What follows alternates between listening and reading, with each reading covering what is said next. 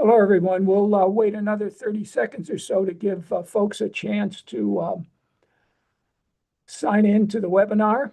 This is Bruno Mano with the Progressive Policy Institute. And in the meantime, if you want, you can type a message in the chat, your name and from where you are.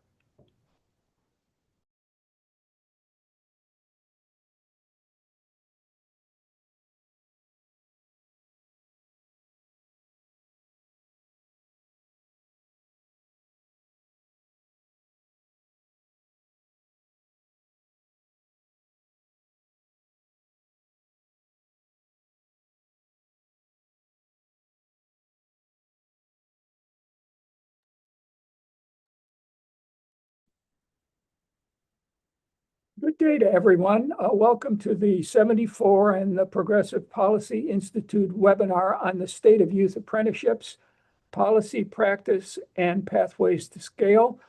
I'm Bruno Mano with the Progressive Policy Institute, and I'll be your general moderator for the webinar today.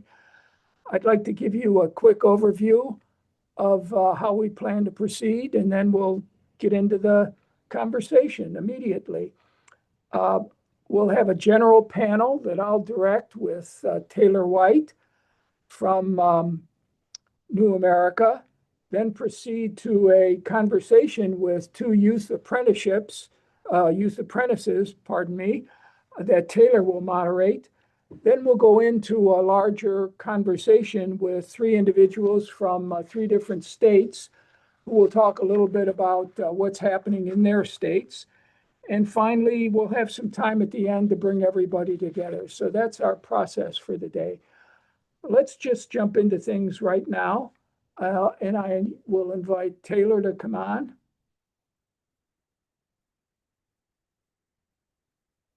So let's begin with our discussion on the state of youth apprenticeships, policy, practice, and pathways to scale.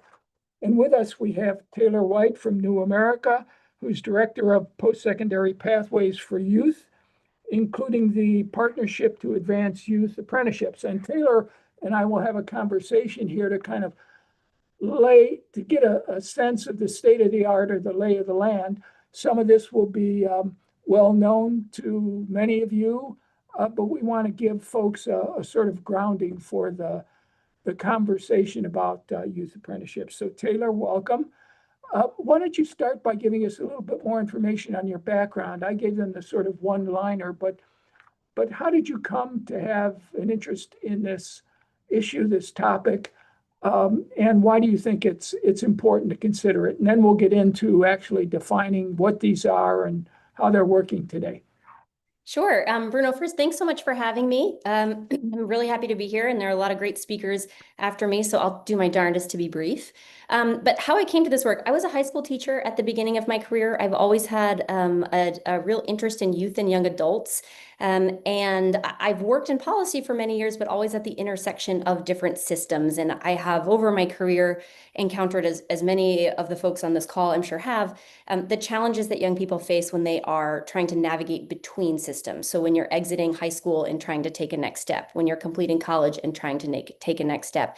And I'd say over the last decade, my interest in the challenges that young people are having landing on their feet in the labor market have intensified, as I think the challenges of doing so have just grown and grown. And so for us at New America, all of our work is really focused in our Center on Education and Labor on this connection between education and economic mobility. And apprenticeship is a really important strategy for providing high quality training to young people, really to all people, but my work focuses especially on young people.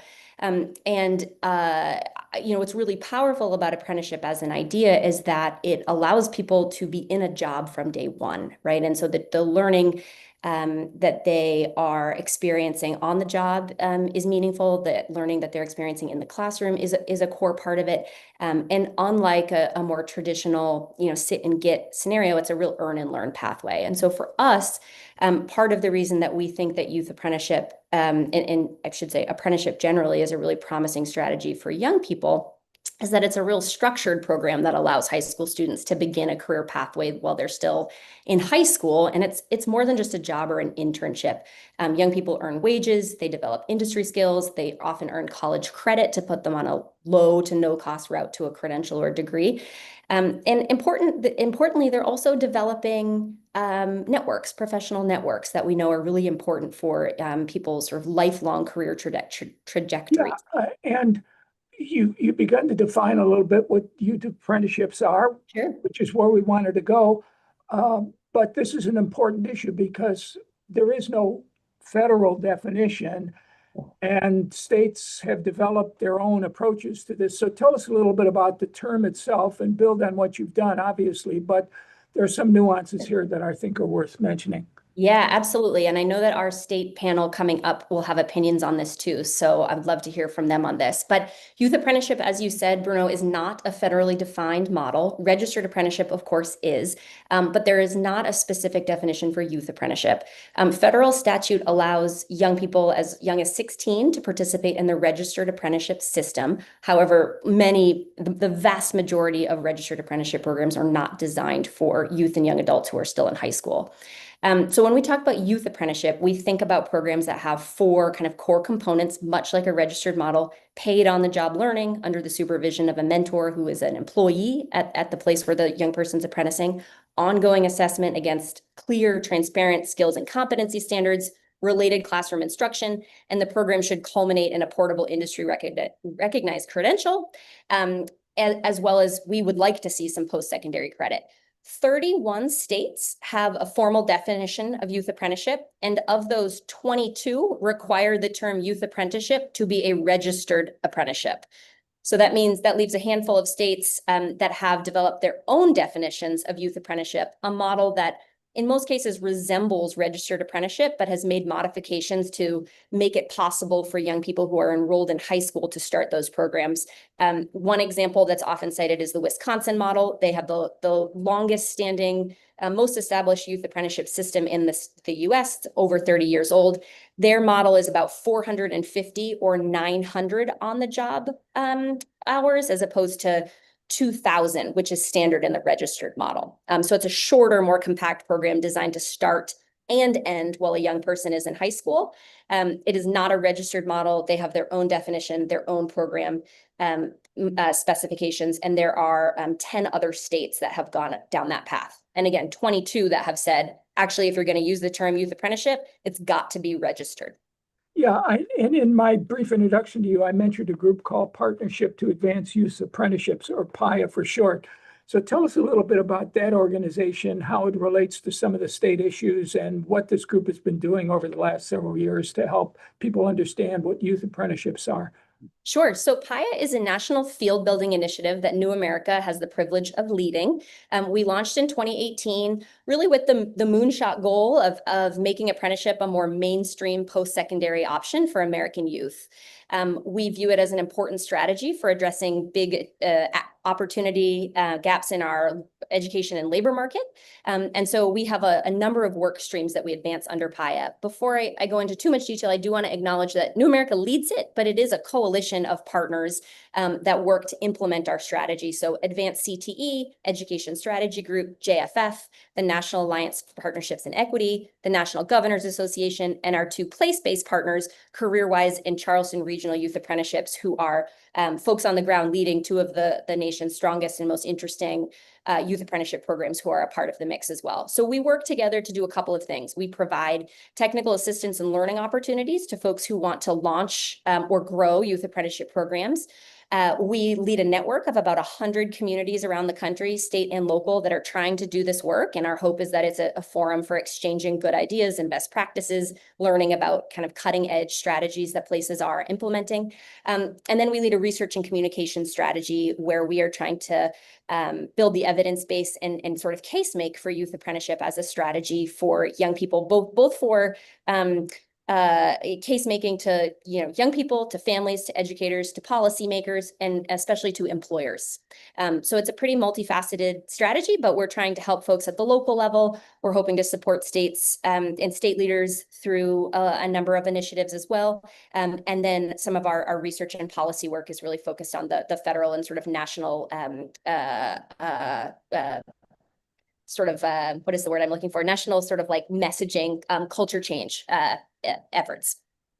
And if people are interested in getting more information on PIA, where would you send them?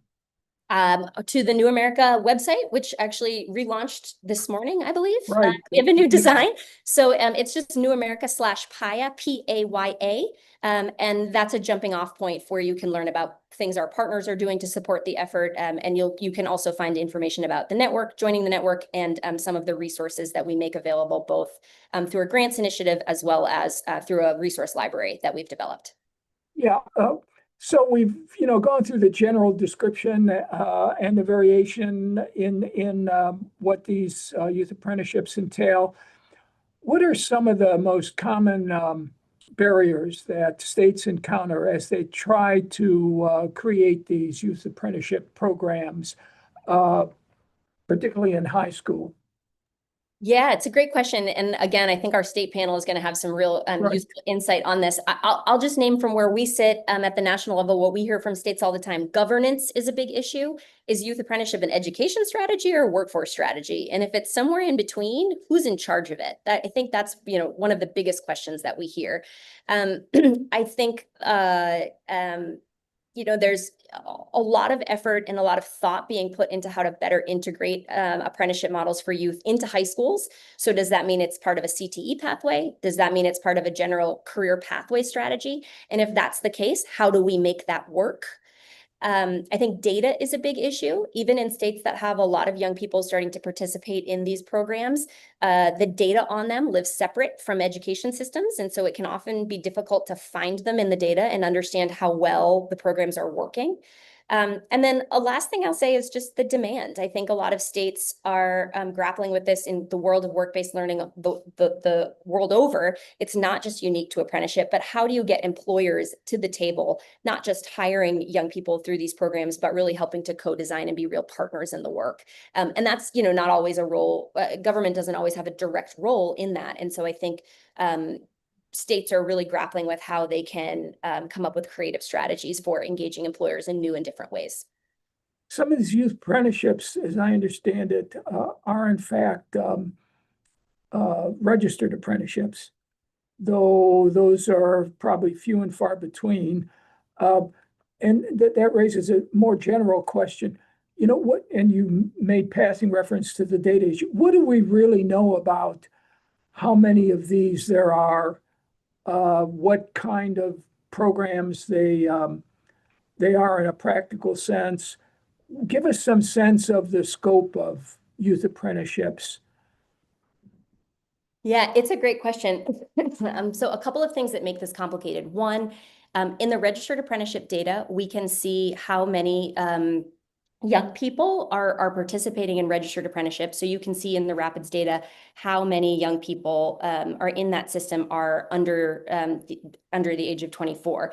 One of the things that's complicated about that is just because they're under the age of 24 doesn't mean they're in a youth apprenticeship program, right? And so it can be difficult to figure out the sort of who's who in the mix. We do know that the number of young people in the registered system, however, has grown over 100% in the last decade. So there's a lot of demand from young people in apprenticeship, whether they're starting it in high school or starting it after high school. So gosh, I hope I'm going to get this right. I look at this data all the time, but my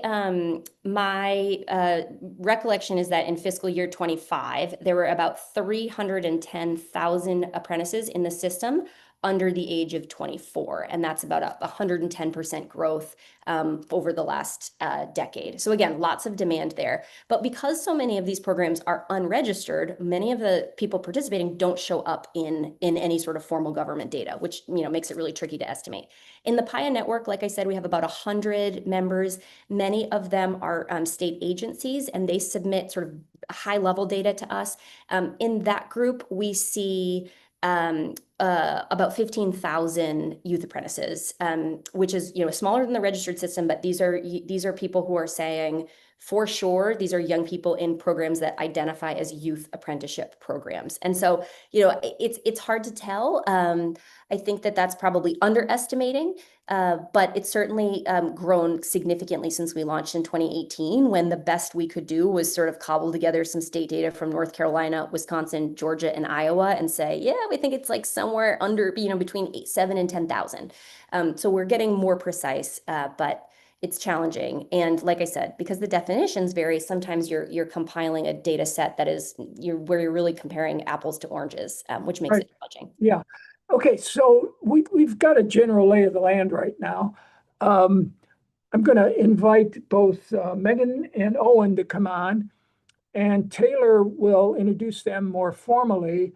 But we have two young people, youth apprentices, that will carry on a conversation here with Taylor to give us some sense as to not only what they do, but what this means practically speaking. And then I'll be back in about 10 minutes or so, and we'll move into the state-based panel. So go ahead, Taylor.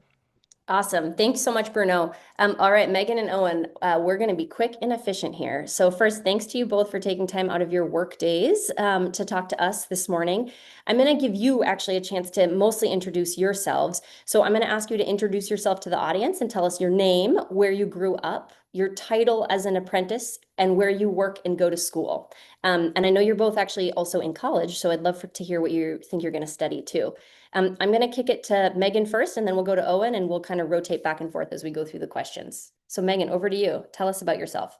Okay, thank you, Taylor. So, hi everyone. My name is Megan Godoy. I'm from Washington, D.C., and I'm currently in Washington, D.C. right now for my spring break.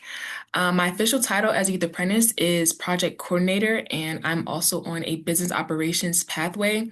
I'm an apprentice for New America on the PIA team, working with Taylor, so that's even better.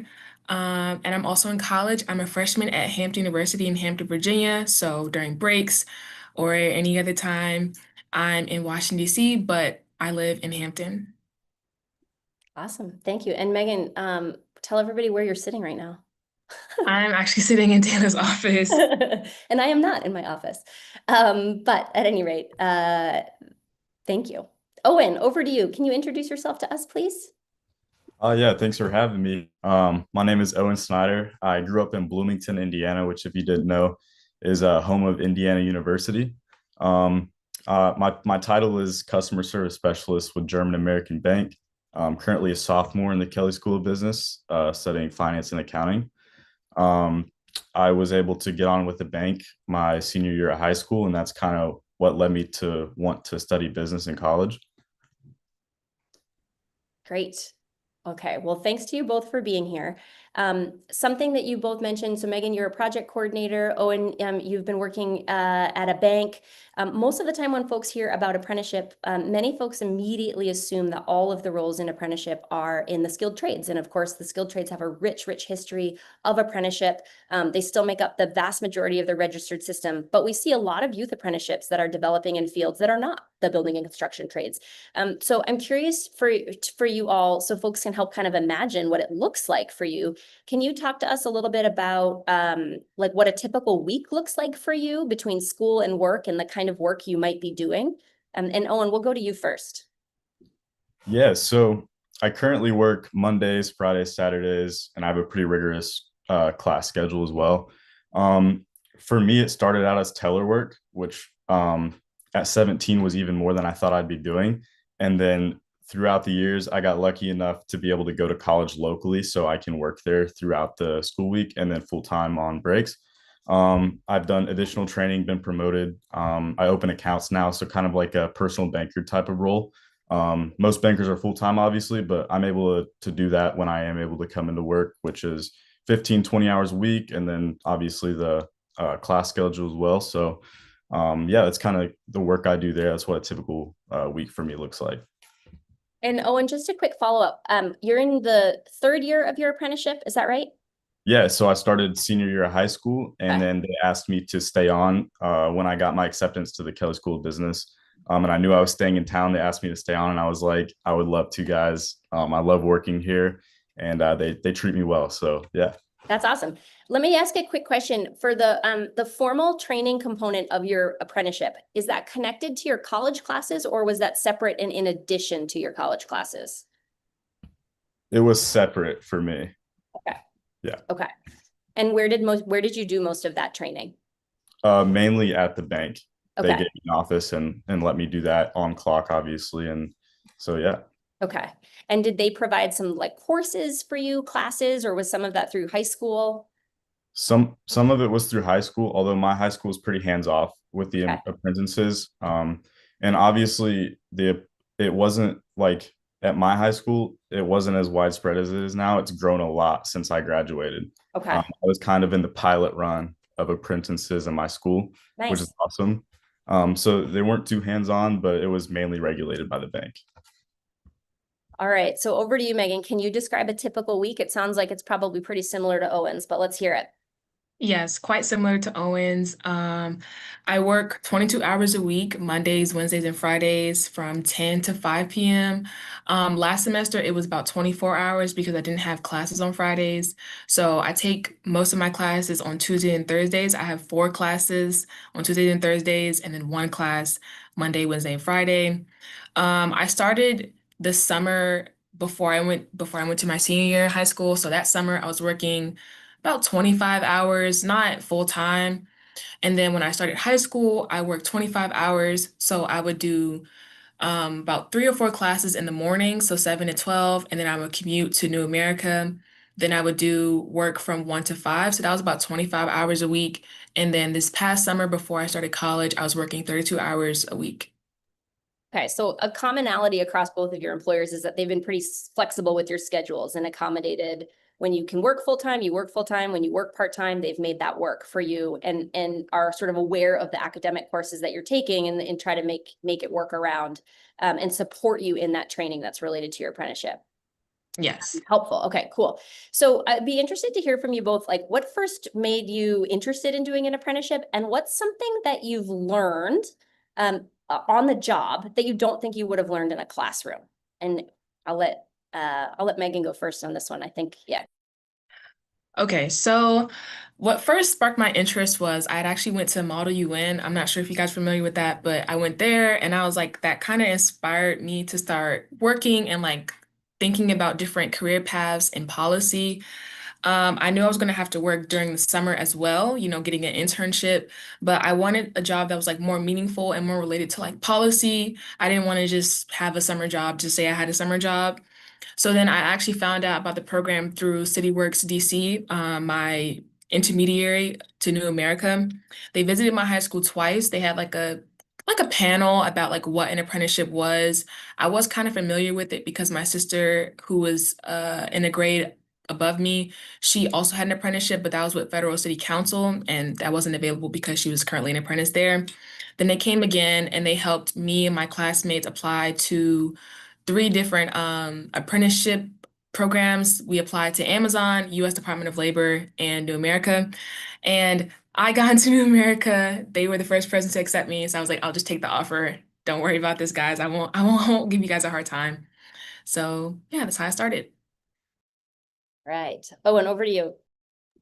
Yeah, so I was lucky enough to be able to be involved in a student-led initiative in my high school, and I helped start a coffee shop in the school, and that really got me in a business mindset. I originally was working a part-time job in an ice cream shop for some money, which is a great way to start. And then I knew that I wanted to do something more tailored. I wanted to be able to have that apprenticeship like feel to where I could leave class a little early my senior year and spend time in the real world.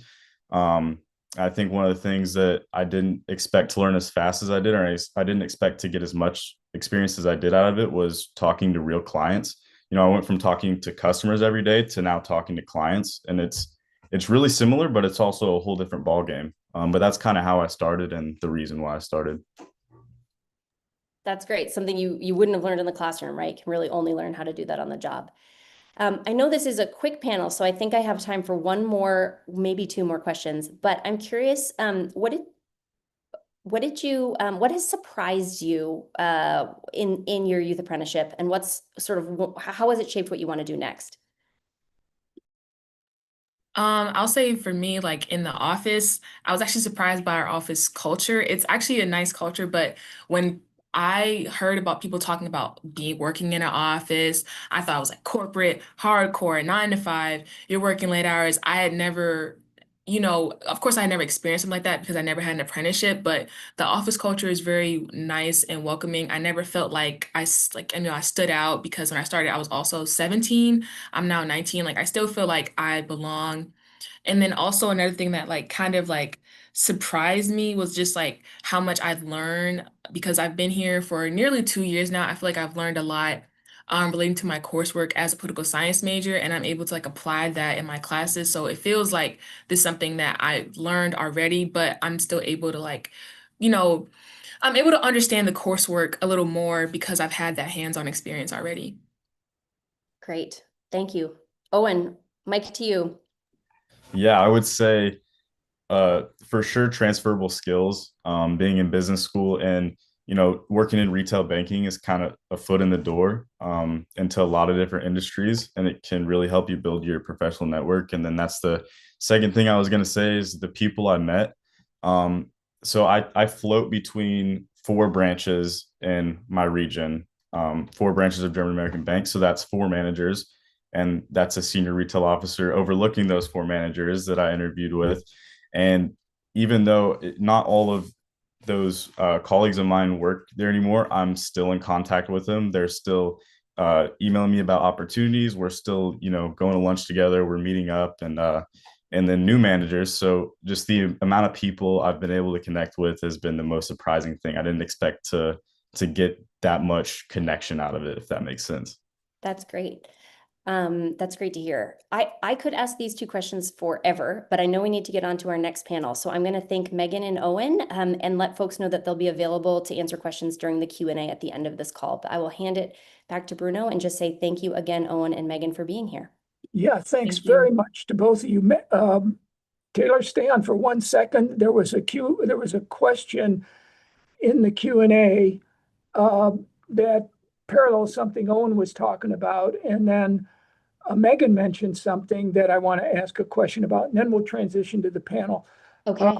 The Q&A was, what's the difference between a part-time job and a youth apprenticeship? And Owen's example went back and forth on this, though it wasn't explicitly articulated. So maybe give us Sure. a short answer to that, and this will answer something we had in the Q&A. Yeah, sure. So, a part-time job for a teenager can be any number of things. You can work in retail. I worked at a snack bar. You can work, 6 hours a week. You can work 26 hours a week. It's kind of all over the place. A youth apprenticeship is a job. It's a part-time job, but it's a structured opportunity. So young people are working and they are learning on the job. They don't just go to work. They have a set of competencies that they are learning on the job, and they have a supervisor that's saying, I did this for Megan for a while when I was managing her. This young person has developed these communication skills. She has developed a run of show for an event. She is developing, skills around organization and external engagement, et cetera, et cetera. And we had very discrete competencies that we were working on with her to develop and assessing her against those. And in addition, a youth apprenticeship also requires there to be some training that's not happening on the job that's aligned to it. And so Owen referenced some of his CTE coursework in high school, as well as some bank provided classroom training. Megan has done some training with she's a whole bunch of actually training providers, but she recently earned a certificate in events management, I believe, events planning. She's done some customer service training as well. And so all of those pieces at the outset of a youth apprenticeship are set. They're transparent. Everybody is in agreement what a young person is going to do and learn, where they're going to learn it. And if it's a registered program, there are also important wage progression moments. So Megan, for example, I don't know Owen's timeline, but Megan hit over the summer a number of competencies and she received a raise to recognize that her wages were going up commensurate with her skill set. And that's a core part of apprenticeship. Our apprenticeship at New America is registered. It is a full 2,000-hour apprenticeship program. And so, ours is very, very structured. I don't know off the top of my head, Owen, if yours is, you don't have to answer that now. But, a part-time job is you're sort of there and you work and that's it. Maybe you have a really good employer who's doing more than that, but a youth apprenticeship is truly a structured training and learning experience. And young people, at the end of it are ready to be hired into those roles. So I'm sure there's more that I've left out and I can see, I think Shonda put something in the chat. But I will stop there and happy to. One other quick question. Yep. Megan made reference to Apprenticeship DC, and we both know who that is, but it raises the more general question about these intermediaries that are in communities and the roles that they play in this space. So if you talk quickly about what's an intermediary like Apprenticeship DC do? Yeah, so Megan, we hired Megan through an intermediary called CareerWise DC, and Owen's apprenticeship is called Upskill, and it's run by a regional opportunity initiatives out in Indiana. And so these are organizations and communities that essentially serve as a go-between for education systems and employers. They help recruit students, they help place students, they support employers in registration. Different intermediaries play different roles. I will say they are more common in the youth system as a kind of a core part of apprenticeship than they are in the adult system, where you more frequently see employers, sponsors running their own programs. Increasingly, there are more and more intermediaries in the adult space. Some of our state folks might actually say that they see their role at a state agency as a type of intermediary. But when we use that term, we're typically meaning a third party that's helping to translate demand and need and provide supports to all of the different stakeholders that apprenticeship is trying to connect: employers, apprentices, and the education institutions or training institutions that are a key part of delivering that related instruction. Okay, terrific. Now we'll be back to you eventually, but let's switch over to the panel. So I'd invite Chris, Adele, and Shonda to come on.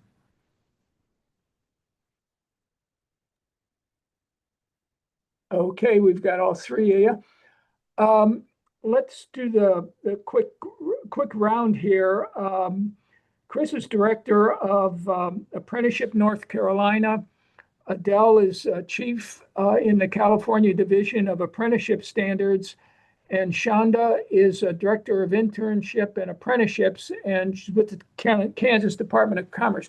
That's sort of the quick descriptors, but let's go around and hear a little bit from each of the panelists about what their job entails and how they got into this. So let's start with Chris, then we'll go to Adele, and finally Shonda. Okay, I'll try to make this real quick. So Chris Harrington. So Apprenticeship NC is the state apprenticeship agency. So in the U.S., Department of Labor is the governing body. About a little over 50% of the states have a state apprenticeship agency. We are that agency for the state. So we're the registrar, right? We're the governing body for the state. I came at this work a little different than most in that I came from industry. So as an employer, I ran a manufacturing company. I had a problem with talent, so I started an apprenticeship program. In parallel, I also helped to start a youth consortia. So this was a dozen employers working together with K-12, with the community college system, and ultimately we collaborated to promote apprenticeship in our community. A whole selection criteria around that.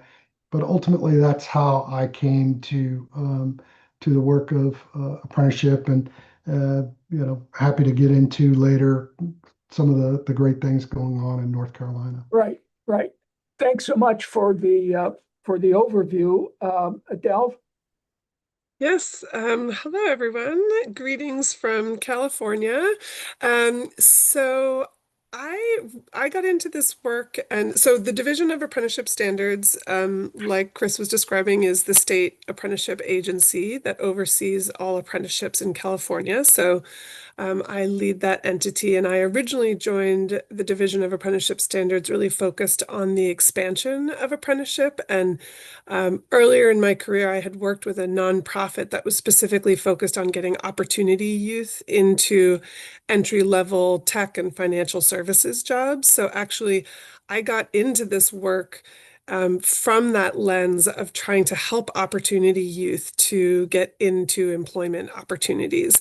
So that's really been a driving force for me personally. And it meant that in 2023, when the Division of Apprenticeship Standards got the mandate from the California legislature to really focus on developing a whole strategy around youth apprenticeship, I was very excited about that. And so that's been a key area that I'll share more about later. But through that, we have convened the California Youth Apprenticeship Committee, which has been a broad set of stakeholders to advise us as the state on how to develop a whole system of youth apprenticeship. And we've also had a grant. We've had $65 million allocated to us over 3 years, really to focus on how we get opportunity youth into apprenticeship opportunities. So that's just a little overview of my seat at this table, Right. and I'll hand the We'll come microphone back. over to Shonda. Yeah, we'll come back to talk specifically about the youth apprenticeship thing. So Shonda. Yeah, hi. I'm so happy to be here. Greetings from the Midwest. I'm the Kansas director for the Kansas Office of Registered Apprenticeship. We are, like North Carolina, the state apprenticeship agency for Kansas. I came into this role sort of serendipitously, I suppose. I have my undergrad in ag education and my master's in ag business. And I sort of worked in the agricultural business sector for a long time, and then went to work for a community college and tech college, building out a registered apprenticeship program for them. I say that to come back and say, for me, my motivation and my excitement and my passion for being in the registered apprenticeship space is, it's not my own background and degree credential. It's because at the end of the day, I am the daughter of a welder. I'm the daughter of a welder who is an expert in his field and in his trade, and learned how to do what he does because of his father who taught him. He had an expert mentor. Unfortunately, when he was going through that, there was nothing for him to get into a registered apprenticeship program. And so he has nothing to show for that. And he is the smartest man I know. And being able to create opportunities for people like him, and to bring back a renaissance of respect for skilled trades beyond just construction and manufacturing, but education and healthcare and all the different things that really drive our economy. It's so important, and being able to bring that renaissance of respect back and create a really great sustainable growth model to make sure that we are meeting the needs of today's workforce as well as into the future is just, it's very exciting for me. Terrific. So we've gotten a good sense of who these people are. And Shonda, we'll start with you and now work our way through the other three. Talk a little bit more specifically about the youth apprenticeship programs that fall under your umbrella.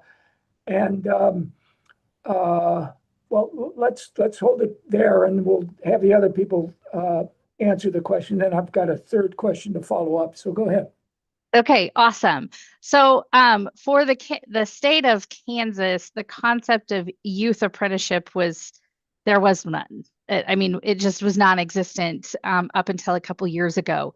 I can tell you that over the last 20 to 30 years, about 30 to 40% of our registered apprentices have been in that bucket of 16 to 24 years of age. But that's a big bucket, right? And what we're really trying to create are opportunities, especially for our most rural areas across the state, to attract and retain their most valuable resource, right? Their most valuable resource are their young people. And we're creating these jobs. We have record economic growth across the state, and it's awesome, but we're still seeing people flee. And we want to create opportunities that are really great prime for their long-time growth here in the state of Kansas. So a couple of years ago, we received one of a really awesome grant from Governors Association, New America, and through the PIA initiative. And with that funding, we were able to define youth apprenticeship for the state of Kansas. We have it defined as a paid employment and training opportunity that starts as early as 16 years of age. From there, we were able to bring together some folks in Kansas that frankly don't talk.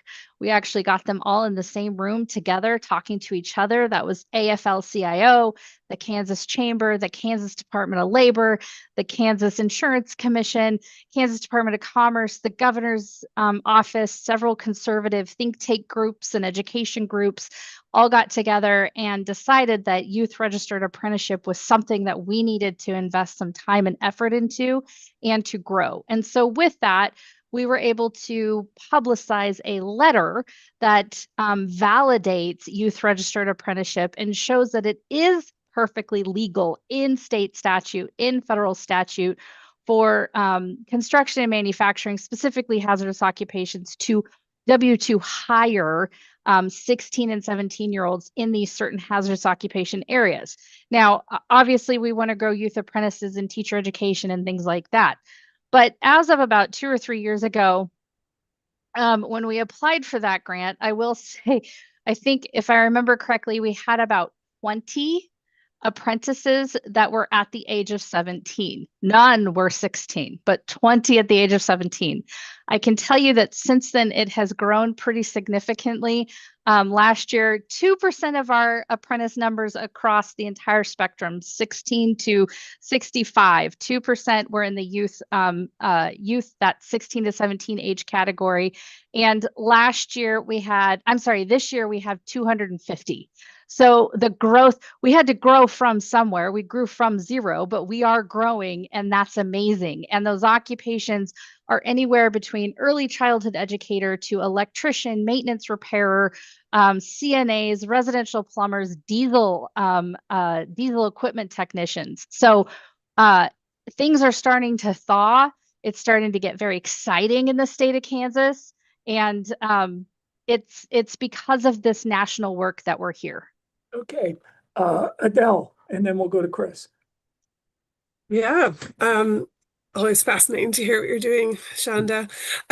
So similarly, as I talked about earlier, we also convened this multi-stakeholder group with the California Youth Apprenticeship Committee to advise us on how we create a robust system of youth apprenticeship. And in that conversation, I will say that we ended up having 2 subcommittees, which I think is notable in this work. One that was really focused on in-school youth apprenticeship and trying to think about pathways into apprenticeship that could start as early as age 16, right? And start in high school. So that's its own sort of body of work. And then separately, but also just as importantly, is really thinking about out-of-school youth. Sometimes people use the term opportunity youth, which is looking at folks who are age 16 to 24 that are disconnected from our education system or clearly at a really high risk of disconnection from our education system. And how are we as a state thinking about getting opportunity youth supported and connected into apprenticeship opportunities, which I think earlier in this program was well articulated that it's a job, right? And Yes. so this is not a training program that's just classroom. This is an apprenticeship is a job. So those were kind of the 2 bodies of work that came out, and there was a report that was just published this past fall, the California Youth Apprenticeship Model report, which was a whole robust set of recommendations from that committee. So 2 that I would call out for this discussion. Right now, there is a recommendation to potentially create a new program type that's being called a career apprenticeship bridge program. And the idea putting forth here is that there could be an initial phase of an apprenticeship that exists while somebody is in high school, because most apprenticeships are designed to be around 2,000 hours, which is a tough hour threshold to complete while somebody is in high school, as we heard earlier in the program today. So a lot of the youth apprenticeship implementations out there that are starting in high school, it's complex because the person starts in high school, but then the apprenticeship continues afterwards. So the idea being put forth, and is still just an idea, it's not like in statute or finalized, is this career apprenticeship bridge program that could be essentially the first 300 hours of an apprenticeship that could happen while somebody is in high school, and that would be complemented by 144 hours of classroom instruction, which could be the career and technical education. That again, there's this robust set of CTE education in our high school system. So can you connect that CTE education to 300 hours of OJT in this like initial phase of an apprenticeship that would be a CAB program?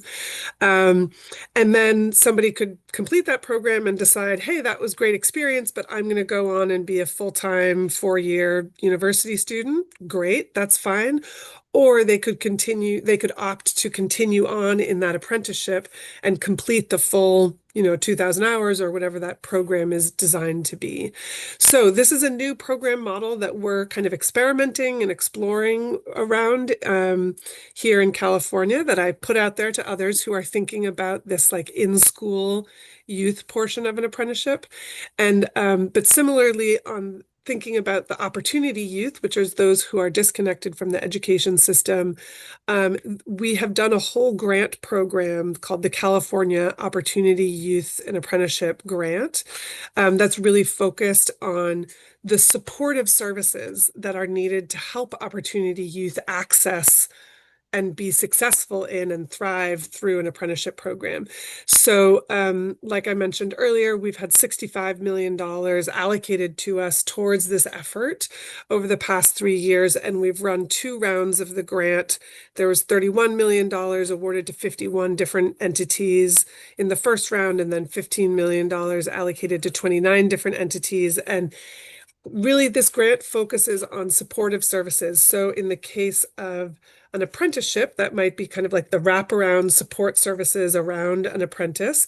But the COIA grant also funds pre-apprenticeships, because we recognize a lot of the folks who are disconnected from the education system need a bit of a leg up to get into that apprenticeship.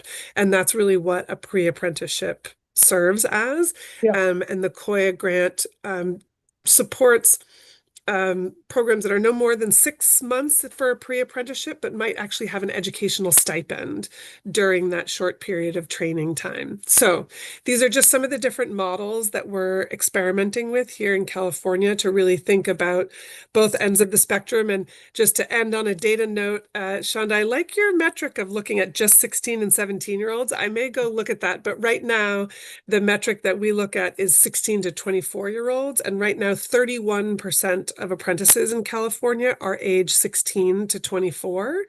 And I think we'd like to see that increase. And I might copy Shonda for the next analysis I do to look at specifically 16 and 17-year-olds, because I think that's an interesting lens on the work.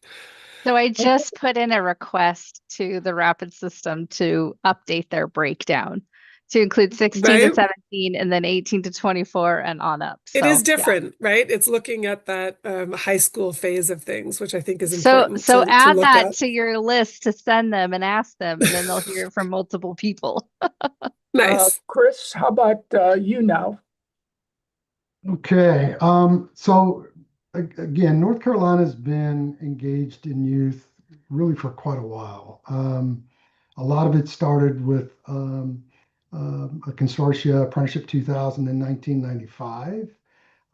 And so now we've got more than 20 of these youth consortia. Again, businesses collaborating with K-12 and community colleges. Most of these really started around 2015, 2016.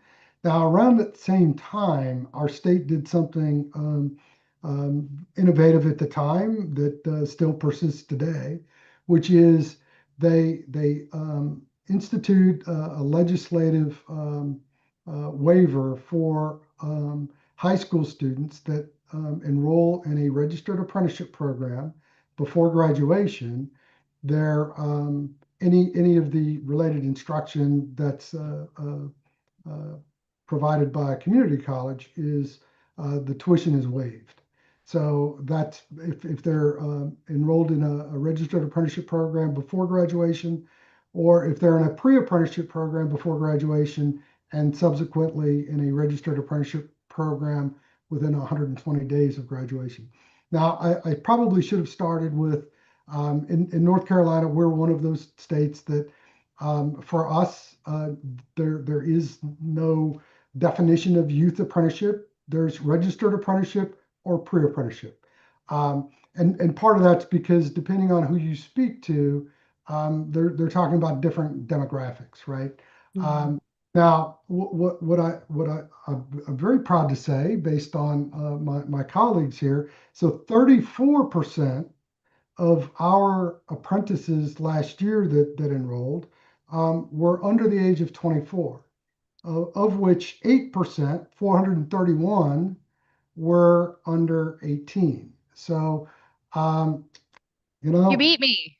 I did, and I'm glad that I had the numbers handy. Again, we've been doing this for several years. You know, happy that we continue to see growth. We're very integrated with the schools. In addition to to these youth consortia, because we're embedded with the community college system. A majority of our community colleges are now also group sponsors, right? So we really promote that. Makes it easier for the small and medium employers to engage with apprenticeship. And really what I like to tell people is there's 120,000 reasons why a business would want to engage with a high school, and that's because there's an average of 120,000 high school graduates each year. So it's a natural talent funnel, right? We do have pre-apprenticeships. We've got a couple of intermediaries that really focus heavily on pre-apprenticeships. Again, the key to that in North Carolina, it is one of the ways to unlock that tuition waiver. But I'll also say that, looking back, only about 26% of pre-apprenticeship completers migrated into a registered apprenticeship. If you look at the youth consortia that I mentioned, probably 90% of their pre-apprentices moved into a registered apprenticeship because their model's different. Their model's really, the pre-apprenticeship is more of a validation than something that's I would say career exploration, right? So it's really a start of their apprenticeship program during the summer, either before their senior year in high school or post graduation. But at a high level, that's and we did look recently, and going back to 2016, we estimate about 1,000 of our apprentice completers also earned their associate's degree because it was connected to community college. Okay, terrific. I'd like to invite the rest of the panelists back on. And here's what I'm going to do. I'm going to ask one question to the three panelists that we just heard from and ask them to give a quick answer to the question, which will be to talk quickly maybe about one barrier that you've encountered and how you work through the issue, or maybe you're not yet finished working through the issue, but it's a sort of barrier that you've encountered. Then I'd like to ask Megan and Owen to think about a question, maybe one question each, that you want to ask some other member of the panel. Or if you don't want to ask a person specifically, just ask the general question. And if someone doesn't bite, I'll just ask someone to answer it. So think about a question that each of you may want to ask some other member of the panel. So let me go back to the panel, though, and let's start with Chris. Quickly, one barrier that you've been able to resolve or maybe not yet resolve. So one of the biggest barriers to registered apprenticeship is the employers, right? So without employers, there's no registered apprenticeship. So we historically had apprenticeship conferences every year, every other year. And last year I had an epiphany. There were very few businesses, very few employers at our apprenticeship conference. And ultimately, we're trying to promote apprenticeship. So this year, instead of having a conference, we decided to have local convenings, right? So going out into the communities across our 100 counties and having employer information sessions. And so we've been doing that since last fall. We've gotten through probably 2/3 of the state. And yeah, the level of engagement has been much higher with employers, and the level of uptake with new programs, new sponsors has certainly been in the direction that we would like. I don't know that I had any specific expectations, just more. And we've certainly demonstrated that that's a Okay. really good approach. All right, Shonda, let's go over to you, then we'll do Adele, then we'll come to the two panelists, our youth apprentices, to ask a question. Go ahead. So there's not one. Yeah, There's not one barrier. There's multiple barriers. And I think at the end of the day, the Kansas Office of Registered Apprenticeship, we're here to knock down those barriers, to take bulldozers to them. And we do every single day.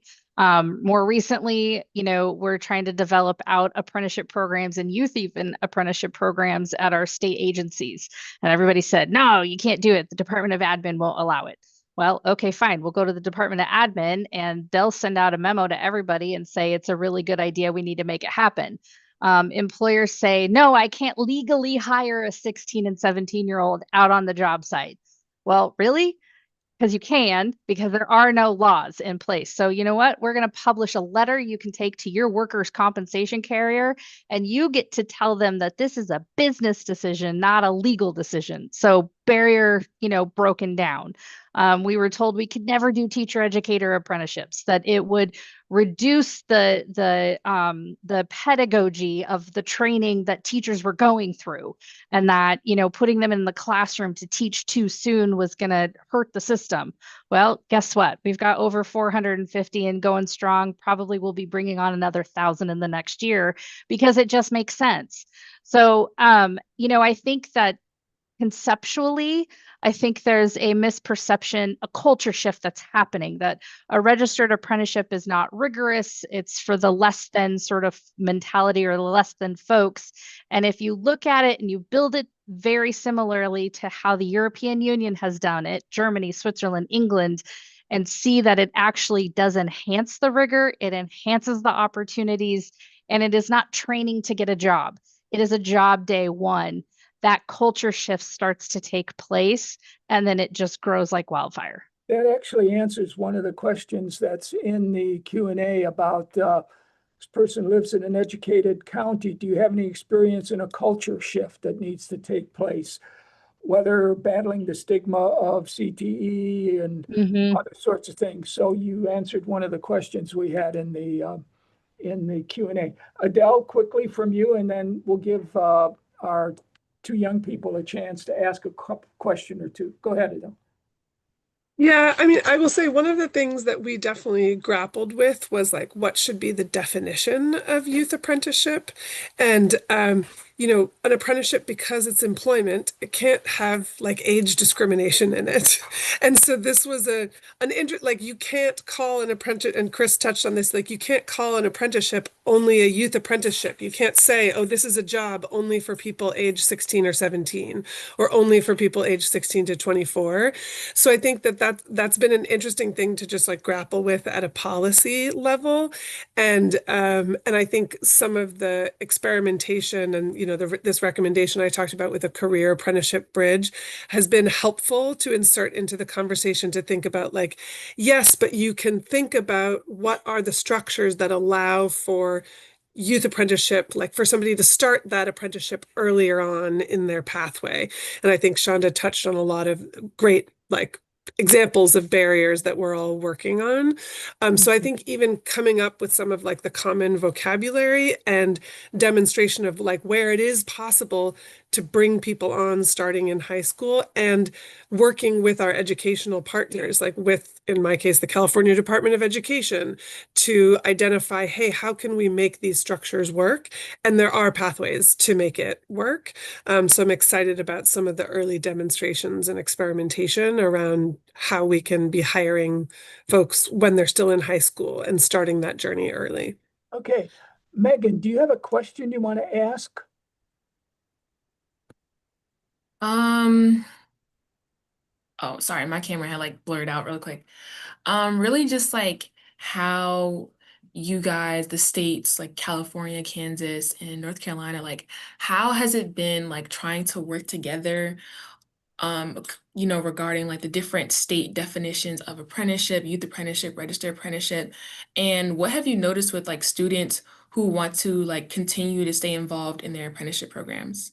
And then is Owen still with us? Do you have a quick question you'd like to put into the conversation here? Yeah, I was gonna ask Shauna specifically. I think I heard the number 2% are 16 and 17 years old. Kind of what motion is in place for the students to learn that these apprenticeships exist? Are they learning it in the classroom? Is it information sessions? Are there teachers making them aware? Kind of how that works. Okay, so let's go to Shonda first since his was specifically directed to you, and then we'll shift over to Megan's question, and then we're about out of time.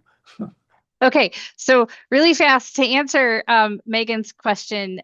Megan, I think that the states all work together really well. I don't know if you all know this, but I know Adele fairly well. I know Chris fairly well. We talk to each other all the time. So there's a lot of cooperation going on across the states. And I'll be the first to admit that we're going to beg, borrow, and steal just about every single good idea from every other state out there with absolutely no shame at all whatsoever. We'll give, credit where credit is due, but we're still going to steal it. And I'm okay if you all steal the same thing, those great ideas from the state of Kansas. So jumping into the great ideas, how we're promoting out to youth across the state. I mean, it has to be a multi-pronged approach.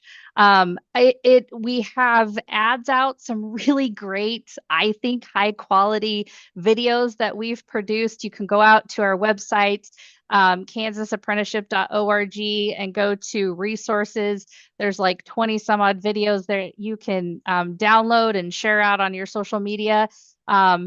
I think they're really great. They took a lot of effort to pull together, and they're fairly high quality for a social media video. We're not dancing in front of the camera, but we are showcasing some really great occupations that are apprenticeable in the state. We're working with organizations like Higher Paths. Higher Paths is a group in the state of Kansas that goes out and promotes and pushes, great occupations for the state of Kansas. We're also focusing on a top-down approach. So in trying to reach out and get some of our school districts on board, we're working with their HR managers and their career and tech ed folks, but we're also going directly to superintendents. And we have legislators that are coming to us going, make this happen, and making these meetings happen and force that conversation to at least get exposed and talk about it. And let's go to Owen's question quickly to either Adele or Chris. Do you have a response? Go ahead, Chris. Yeah, I mean, just to kind of build quickly off of Shonda, I would also say I'm I'm very bullish on the education apprenticeships because I also see them as sort of a Trojan horse. Because if the people working in your school got to their position through an apprenticeship, whether it's like a paraprofessional apprenticeship, a teacher apprenticeship, like expanded learning, we're also doing like school nurse apprenticeship. If they got there through an apprenticeship, they're probably going to be more likely to advise the students that they're supporting, hey, yes, you could go into college, but you could also explore this apprenticeship pathway.